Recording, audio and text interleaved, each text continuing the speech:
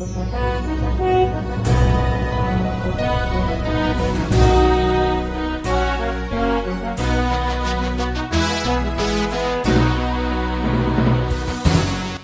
bagi saudara sekalian.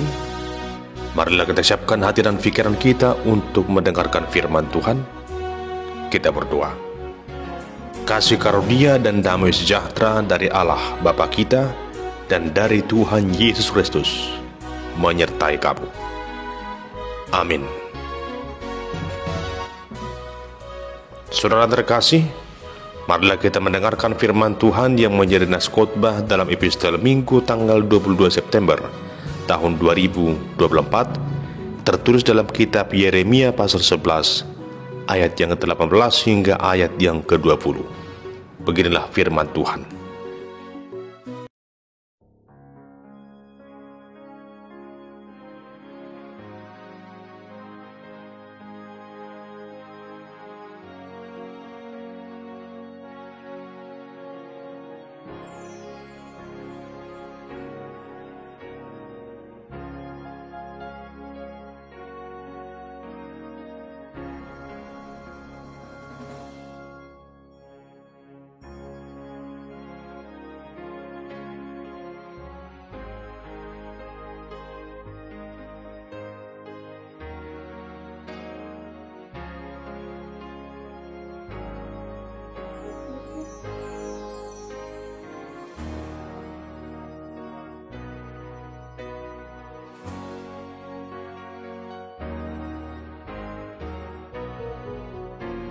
Saudara yang terkasih dalam nama Tuhan Yesus Kristus, dalam kehidupan kita sehari-hari, kita sering diperhadapkan dengan satu dilema antara menyuarakan kebenaran atau tidak. Seringkali gereja, termasuk para orang percaya, dituntut oleh umat untuk menyuarakan suara kenabian. Persoalannya adalah ketika para hamba Tuhan berani menyuarakan kebenaran, sekaligus mengkritik oknum yang melakukan hal yang tercela, lewat pengajaran, lewat khotbah. Namun ada juga orang yang keberatan dengan itu. Mungkin mereka merasa risih, merasa terganggu dengan apa yang didengarkannya itu. Sehingga tak jarang kita mendengarkan tiba-tiba seorang hamba Tuhan tersebut yang telah menyuarakan kebenaran, tiba-tiba dia mengalami situasi yang tidak nyaman. Atau mungkin tiba-tiba dia dipindahkan dari satu tempat pelayanan ke tempat yang lain, hanya oleh karena dia menyuarakan kebenaran. Mungkin saja dari pihak-pihak orang yang tidak senang dengannya, oleh karena ketika suatu kejahatan, suatu kesalahan ditegur lewat pengajarannya. Jemaat yang dikasihi Tuhan, seperti itulah situasi yang dialami oleh Nabi Yeremia. Dikala Tuhan telah memanggil Yeremia menjadi hambanya untuk menyuarakan kebenaran di tengah-tengah kehidupan bangsa Israel saat itu. Namun ternyata mereka bangsa yang tegar tengkuk itu keberatan dengan itu. Mereka para penguasa, para pemimpin yang telah berlaku lalim dalam kehidupannya, yang merasa ditegur oleh seruan Nabi Yeremia, akhirnya mereka mengupayakan sesuatu yang tidak benar hanya untuk menyingkirkan Yeremia. Namun saudara yang dikasihi Tuhan, apakah Yeremia takut dengan itu? Apakah Yeremia menutupi segala sesuatu yang seharusnya ia sampaikan untuk menegur kejahatan, untuk menegur segala pelanggaran dari orang-orang yang telah berbuat lalim itu? Di sini kita melihat bahwa Yeremia adalah seorang nabi yang konsisten, nabi yang punya prinsip, seorang hamba Tuhan yang berani menyuarakan, yang berani menegur segala apa, yang berani menyuarakan kebenaran, yang berani menegur kejahatan, ketidakadilan. Itulah Yeremia.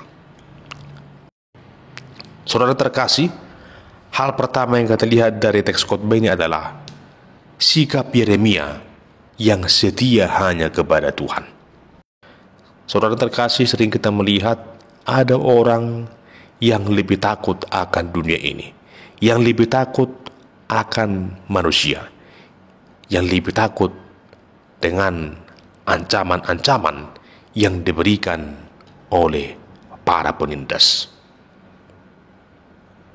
Banyak orang yang akhirnya menutupi kejahatan.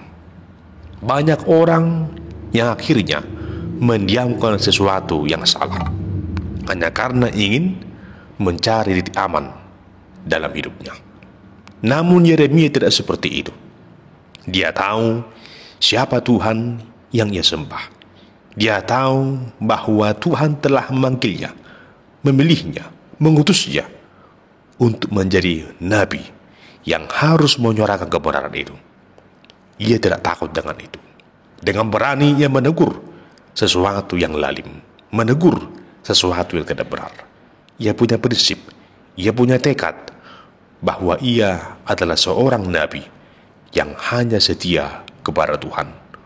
Bukan berarti Yeremia membabi buta di tengah-tengah pelayanannya.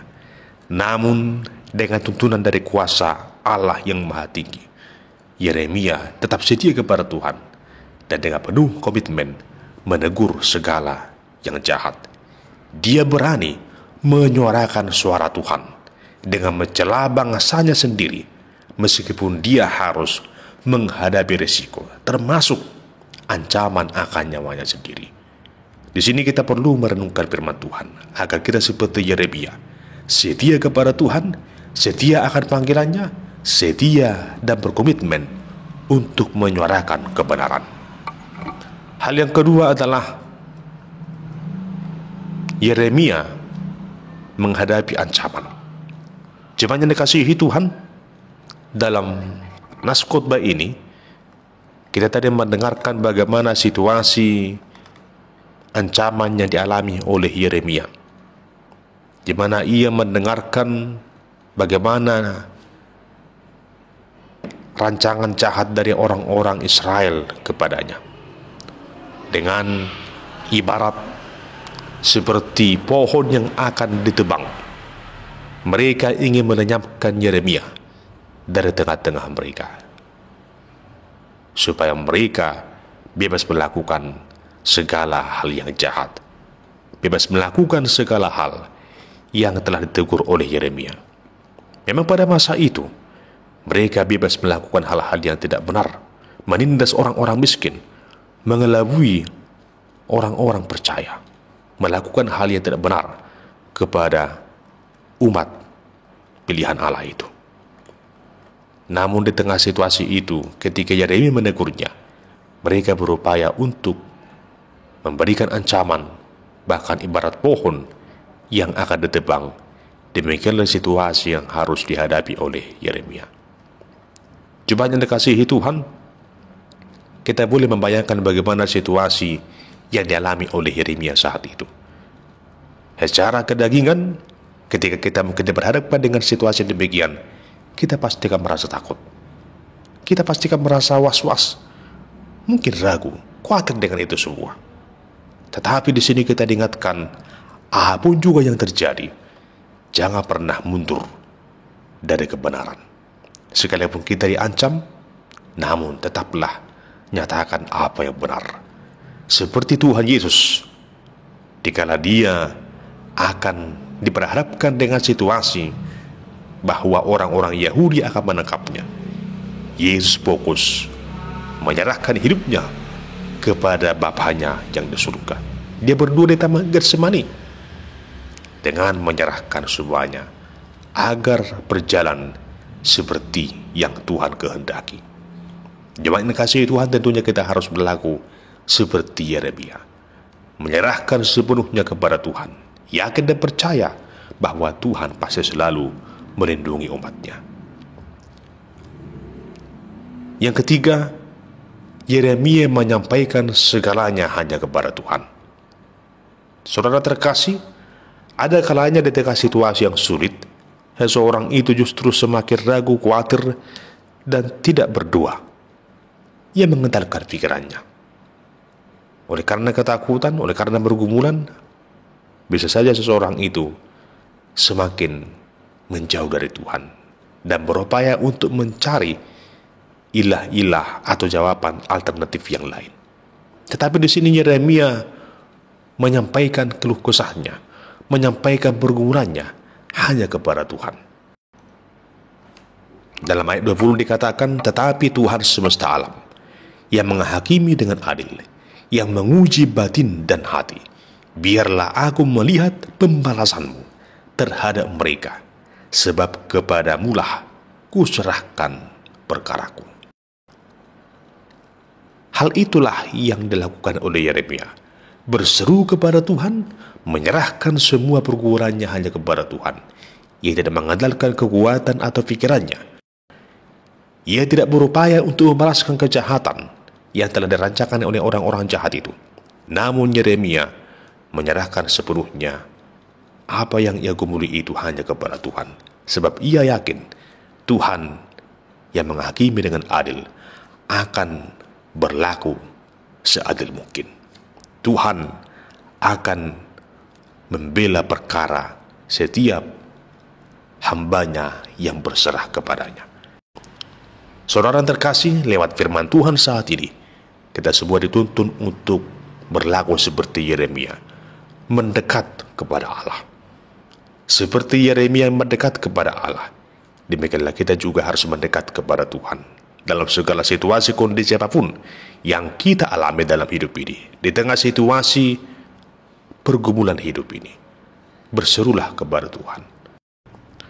Yakin dan percaya, Dia adalah Tuhan Allah yang sanggup menghakimi dengan adil. Tuhan Allah yang menguji batin dan hati. Tuhan Allah yang akan menghukum setiap kejahatan orang-orang jahat. Dia adalah Tuhan Allah yang selalu mendengarkan seruan dari setiap orang yang berserah kepadanya. Biarlah kita selalu mendekat kepada Tuhan, percaya kepada Tuhan, meyakini kasih kuasa Tuhan dinyatakan kepada kita, agar kita selalu berlaku adil dan setia, dan punya komitmen dan pendirian menyuarakan dan menghidupi kebenaran itu. Mendekatlah kepada Tuhan, maka Tuhan juga akan mendekat kepadamu. Amin. Kita berdoa.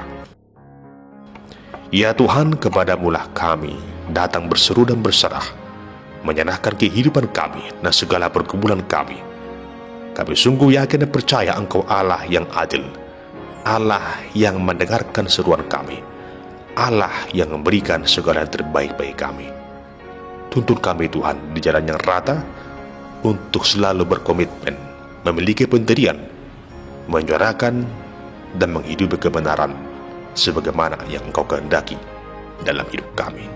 Terpujilah Engkau kekal sampai selama-lamanya. Dalam Kristus Yesus kami berdoa. Amin.